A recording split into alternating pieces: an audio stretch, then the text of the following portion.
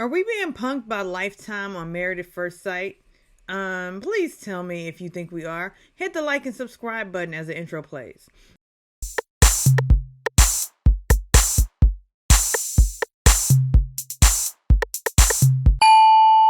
As you know, we don't go through the entire episode here. Or I don't. I don't know why I said we, because it's just me. But I don't go through the entire episode here. However, I have a few thoughts on Married at First Sight, episode 7. I keeps it real. This is the episode that I look forward to because we get to see how people live, and I love voyeurism. I love to look into people's homes. You know, I go through white neighborhoods just looking through people's homes because we know they don't like curtains. All right, so the episode kind of opens up, with Emem and Akechi, the fake couple, the couple that has all this fake chemistry that's not even there. So they're in bed, and one thing is, Akechi is accusing Emem or MM of taking up all the space in the bed, sleeping all over. How about it's a full size bed? So that's not a bed for two people. But anyhow, so Akechi starts on his gaslighting. He starts on his trying to distance himself from MM, as I believe, by saying, "Oh, we're gonna go see my house." It's very meager. I live in a very meager place. I mean, if we took a shot for the amount of times he said meager, we would all be on the floor. Pour me another shot, and I'll tell you. Because his apartment is meager in his opinion. And he obviously is, basically expressing his insecurities about his living situations. And he knows because MM or Emem, how do you pronounce her name? Is it MM or Emem? Because MM is a nurse practitioner with a doctorate and has her own business. So he's feeling insecure that she lives a little bit higher off the hog than he does. Anyhow, so they go. We're not gonna go in order. They go to the house, to Ikechi's house, and it's just an apartment in Chicago. I lived in Chicago for 19 years. It's a typical Chicago apartment. It's not meager. It's actually, he's in a high rise, and he has an up-to-date kitchen, and he has a small bedroom, typical of Chicago apartments, and a small living space. But it's well appointed for a man. It's a little bit, it's kind of pristine, They go into the bedroom and he immediately says, and I thought this too, why she sitting on his bed in street clothes? I hate that. I hate people sitting on my bed in street clothes. But she did. But to me, it was like, that was foul because this is your wife. It's a man, baby. But it just shows how he doesn't like her. And so then, they go in, he you see all his instruments. So again, they're trying to show off that Akechi is an artist of some sort. He likes his poetry. He brought the band to the wedding, and we find out he played the drums and broke his wrist. And now he gets called to play the bass guitar, and he played a little tune that was unrecognizable. So it didn't really slap. Come on, be my baby tonight. It didn't hit. So next, okay. Let's go to Madison and Alan, who are, Madison spent the night away from the shared apartment the first night. She stayed out all night. She came back home saying basically my friend was upset that, so we ended up at my house and I ended up sleeping. I was like, I fell asleep. Or did she say that on the after show? But she was acting like she was regretting doing it, but I know she didn't because I don't really buy anything that Madison's selling. She just seems very phony, and just because that just showed me she don't really want to be married, because she expressed that she likes to spend and hang out with her friends. But you know what? You're married now. You's married now. You can't spend the night out with your friends. But that just shows her decision on decision day will be a no. Because she don't really like Alan. So we saw, Alan mentioned that, he was going to go get the Hooptie. And Madison said, Hooptie, is that a Alanism? Girl, I know you're 29. Okay, so, or at least that's what you say you are. But Hooptie, everybody uses the phrase Hooptie. Like, where have you been? Hooptie. Hooptie is, old car. I mean, Hooptie was brought to fame, by West Coasters talking about Hoopties. Hoopties and 6'4" is what they love. Or the song Hooptie by Sir Mix-a-Lot, the person who wrote Baby Got Back. My Hooptie. Yeah, Madison, get a grip. So they proceeded. We didn't get to see Madison's home. I don't recall seeing Madison's home. Did we? Somebody drop into the comments and tell me if we saw Madison's home. But we did go to Alan's home, and he stops and shows her the fur coat in the closet in the hall as they enter. And so what? It was a bomber jacket. But why did he have a child gate? I guess he had it for his dog, Luffy. Luffy, who we'll meet later. Luffy looks to be a mix of a Basenji, or maybe just a full-blown Basenji, but Luffy had a lot of energy. Anyhow, so we go through Alan's house, and we see that, obviously, Alan owns his place. So he remodeled his kitchen, which was nice. And, his place was decent. And I'm thinking that, because Madison said, you know what, I can, start to appreciate, she basically started to appreciate Alan's, quirky self. But I think because when she saw he had a Jaguar sports car, and then she saw that house, she was like, oh yeah, I can get with Alan a little bit. I believe I can hang out with Alan for a little bit longer. Dollar bills, y'all. That's what I thought. That's what I think. So anywho, we go back to our boring couple. We get back to them, Camille and Thomas. So we go to Thomas's place, and Thomas obviously lives in the south suburbs or the west suburbs, because that place definitely, when they entered, it looked like a west suburban or a south suburban older building. But we go in there, and he has a white refrigerator, everybody. Oh, not a white refrigerator. Girl, please put your shoes on. Let's go find you a home, honey. He had a white refrigerator, an old one at that, and it didn't even have two sides. It was a top and a bottom. So that's an older place. And then, Camille opened up his cabinets, and he didn't have any like real place settings or plates. He just had like a cup here, a bowl here, a plastic bowl at that. And so then, they went to, Thomas's closet. Camille's looking for the Swagalicious to come out, and she saw that he had some J's, some Jordans up there. Oh, his Swagometer is, from a 5 to a 4 now. Hey, congratulations, you played yourself. Swagometer? What's yours? Because I saw what you had on, Camille, on the after show. It was like a tent dress that didn't flatter you at all. And you kind of plain too, Camille, so you need to stop it. I'm so tired of these girls wanting these dudes with swag, but I mean, I kind of get it. I've dated somebody who just had no style at all and wasn't interested in getting style. He thought he had style, but he was just so like lame. But he was a nice guy. Oh, I go nasty. But you know what?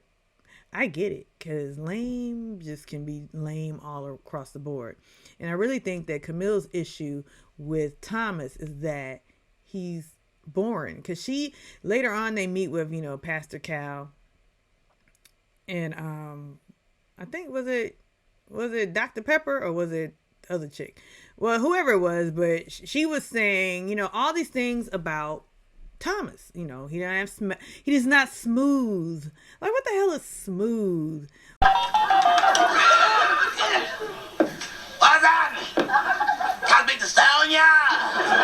Well, like you expecting like, who are you expecting to walk through the door? An R&B singer? They're not smooth. So she wants somebody smooth so she don't get upset. She kicks the hole in the speaker, pull the plug, then she jets. That's what she wants. Shout out to Rakim. That's what you want? Smooth. I'm looking for that R&B smoothness. Listen to some Freddie Jackson while I massage your back. No, thank you, sister. I'm in teacher mode right now, sister. Don't distract me with the lower chakras. In a video, you want an R&B video guy? You want this hood dude? She keeps talking about how she's in an interracial marriage. That is so dumb. An interracial marriage. So it's like she has put black people in a box. You was looking for a nigga? Nigga here now, see? Okay. We're not a monolith, Camille. I'm not like you. You're not like me. Thomas isn't like Ikechi, but we can all be different. Just say you don't like him. Just say you think he's corny. Just say you think he's dull. But don't put him in a black box. Don't put him in a box. Don't put black people in a box, Camille. Because you wouldn't want anybody putting you in a box. Her sister said, I want to see for myself. Whatever. So we didn't actually see Camille's home either, did we? We didn't.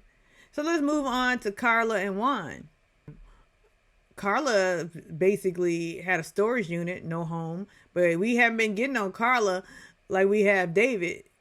People get on Carla for her spiritualism. In the name of the Father, Son, and the Holy Skoka, I pray this limb never gets panocha. And her loftiness and her wanting to be taken care of. I'm kind of thinking that Carla gave up that lease because she's like, look, I'm moving in with my husband. He's going to take care of me. So we go, and she was also concerned that Juan was too jokey and never serious. You should be happy that Juan made a joke out of your storage unit because that was weird. Like, where were you living up to the day y'all went on to the wedding? The ghetto. The ghetto. Like, where were you living to the day you went on the honeymoon? Where were you, Carla? Where were you? But, so they go on and, they're having a good time. They get to Juan's place. Now, Juan's place, like Carla said, it was a bunch of things. Just things. Nothing, no rhyme or reason, just things. Like, he had a Home Depot cart as his TV cart. Okay. That could work if you did a little designing to it, put like a piece of plywood on it to make it look like something, but it was just a cart, a Home Depot cart.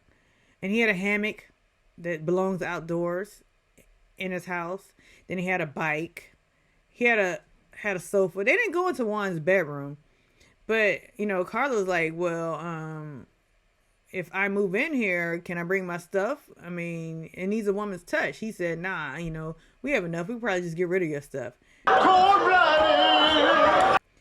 And on the after show, Juan was saying how, I have a lot of art from, a lot of stuff. No, you just had that one little Colombian. It looked like some sort of bag from Colombia that was made to be a painting on your wall. There was no rhyme or reason for his decor. And I expected a little bit more from Juan. I really did. I expected Juan to have something going on, given that he's the app guy. I thought he would just have a sleek place. Who put this thing together? Me! That's who! Let's move back to Ikechi and Imem. So we've seen Ikechi's house. Now we go to Imem's house.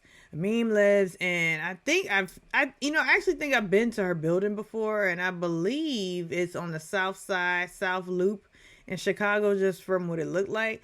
But she had like a view of this courtyard, and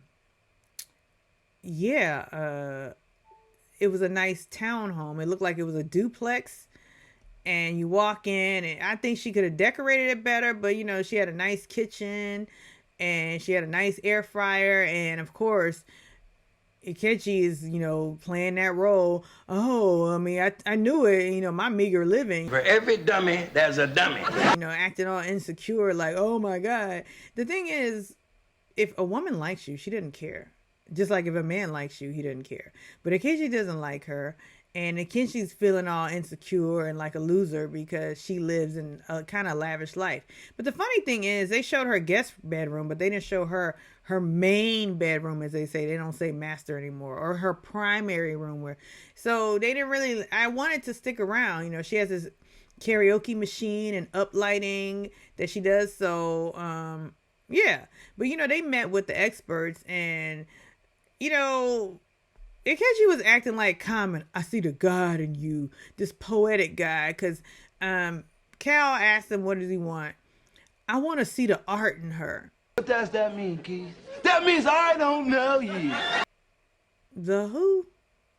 The what? I want to see the art in her. Basically, he said, I just want to see her unwind and be her and not be all pent up. But he couldn't say, he said the art in her. Well, she's been doing a lot, trying to please you. But what are you doing to please her? And that's what I hate about the experts. It's always one-sided with these experts. They never ask, well, what's your problem with Camille Thomas? Camille's saying everything that's wrong with Thomas, but they don't throw it back to Thomas to say, what's your problem with Camille? Or like with Ikechi saying all this stuff about MM. But what about you, MM? I think we just doing good. She didn't say anything. She just happy to be married, everybody. And I rock your world. And I see what it is. She's just, the way she stands. It's nothing alluring about MM. It's nothing alluring about her. She stands all gawky and the way her pants were fitting her, and she laughing, Pascal. She just kind of, she's your homeboy. She's your homegirl. And I mean, I can't really judge her because I've been accused of being the super buddy, the homegirl. But you know what? You got to learn to turn it off when it's time. And she doesn't know that. Like, I'm the homegirl to my platonic male friends, but But Akechi is just full of it. He doesn't like her. He doesn't like her. Now let's get on to who we want to talk about. Michelle and David. And I think it's really I think production knew that that's what everybody wanted. The piece de resistance of the episode. So they made us wait for Michelle and David's homes. So we went to Michelle's. Oh, first of all, Michelle was trying to act like she, after talking to Pastor Kyle and Dr. Pia, she decided, they were basically saying, Michelle, you're being too hard on yourself. You haven't been loved before, Michelle. I mean, you haven't been loved in a long time, so you don't know how to let go. Michelle's not attracted to David. Now, I'm not making an excuse for Michelle because I don't like Michelle. I don't like the way she moves, the way she acts, the way she whines. Her little whiny voice. If you watch Big Brother, it reminds me of Nicole Franzo, but not as annoying as Nicole Franzo if you watch Big Brother. But Michelle is just whiny and is all about pointing fingers at what's wrong with him. And I just hate that it's one-sided once again. But she says that David is caring, but she doesn't want his caring. If it was somebody she was attracted to, she'd be all over it. She wouldn't mind, but she's not attracted to David. So everything that David does is going to be annoying to her. And they said, there's something deeper going on. And I said this in my last video. I think that Michelle is running away from the life that she grew up with. Michelle has this idea of what success is, and it's not David. I think you're a know-it-all. Maybe I know it all. She wants a corporate guy. She didn't want some guy who owned a bar and doesn't own a bar and, works second shift. She wants a corporate guy. I don't even know what Michelle does, but I know she doesn't want David, who is clearly blue collar. He's not a corporate guy, and that's what she wants. And to top it off, she's not physically attracted to him. So then we go to her apartment, and it's boring. It's simple, as David said, which really offended her. It's basic. It's nothing, no thrills, no frills. And she mentioned that everybody thinks of her as the lady who looks out the window. Well, that's not cool. They're calling you Benita Petrell. I dare somebody say something bad about Miss Jenkins. Don't nobody better say nothing bad about Miss Jenkins. That's what they're calling you. You're probably the spy. You're probably the Karen in the building. I don't know, but Michelle doesn't like David. So let's just get on to David's apartment or basement or dungeon, or he lives in the garden unit. But once I saw that house, because I used to do deliveries when I lived in Chicago at some point. I used to work for DoorDash. I used to do ship shopping for people. I've been to homes. I used to drop my dog off at a house just like that to dog sit. Once I saw that house, I said, oh yeah, she is over. It's a wrap.